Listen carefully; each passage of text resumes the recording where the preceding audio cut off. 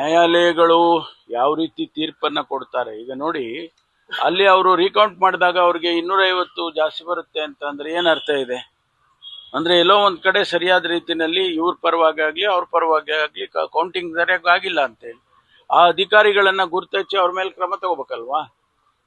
ಕೇವಲ ಆಮೇಲೆ ಕೋರ್ಟಿಗೆ ಹೋಗಿದ್ದಾರೆ, ಅವರು ಸುಪ್ರೀಂ ಕೋರ್ಟಿಗೆ ಹೋಗಿದ್ದಾರೆ. ಸುಪ್ರೀಂ ಕೋರ್ಟ್ ನಲ್ಲಿ ಇವತ್ತು ಅವ್ರಿಗೆ ಕನ್ವಿನ್ಸ್ ಆಗಿದ್ದಾರೆ, ಹಿಂದೆ ಏನು ತೀರ್ಮಾನ ಮಾಡಿದ್ದು ಕೌಂಟ್ ಮಾಡಿದ್ದು ಎಲ್ಲ ಸರಿ ಇದೆ ಅಂತ ಹೇಳಿ ಅವ್ರಿಗೆ ಕನ್ವಿನ್ಸ್ ಆಗಿ ಅದಕ್ಕೆ ಅವರಿಗೆ ಸ್ಟೇ ಕೊಟ್ಟಿದ್ದಾರೆ. ಸರ್, ಈಗ ಟ್ಯಾಂಪರಿಂಗ್ ಆರೋಪ ಕೇಳಿ ಬಂದಿದೆ ಸರ್, ಅದಕ್ಕೆ ತನಿಖೆ ಏನಾದ್ರು ಸರ್? ಅಲ್ಲ, ಈಗಾಗಲೇ ಅದಕ್ಕೆ ಕಂಪ್ಲೇಂಟ್ ಕೊಟ್ಟಿದ್ದಾರೆ, ನಾವು FIR ಮಾಡಿದ್ದೀವಿ. ನಮ್ದೇ ಸ್ಟೇಟ್ ಪೊಲೀಸ್ನವರು ನಮ್ದೇ ಆದ ರೀತಿಯಲ್ಲಿ ತನಿಖೆಯನ್ನ ಮಾಡ್ತಾರೆ.